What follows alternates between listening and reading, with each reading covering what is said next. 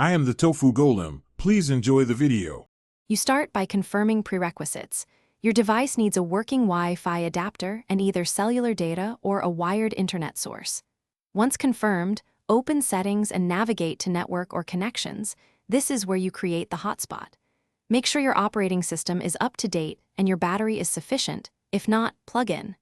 Now enable the hotspot toggle so the device begins broadcasting an SSID. While it broadcasts, set a clear, memorable name so you can identify it quickly on client devices. Once the hotspot is active, configure details so connections are reliable and secure. Change the SSID to something concise. That makes discovery faster.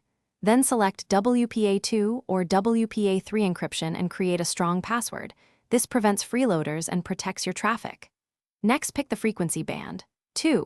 4 GHz for range or 5 GHz for speed, depending on clients. Adjust device limits to control bandwidth. Finally, enable automatic sleep or time limits so the hotspot does not run unattended and drain resources. Finish by connecting a test device and verifying internet access, DNS resolution, and speed. If everything loads, you're done. If the test device can see the SSID but has no internet, toggle the hotspot off and on, restart the host device, and confirm the APN or upstream connection is active. If problems persist, reboot the router or check mobile carrier settings. As a quick troubleshooting tip, change the band's channel or frequency and retry, because interference often causes intermittent connectivity. Thanks for watching.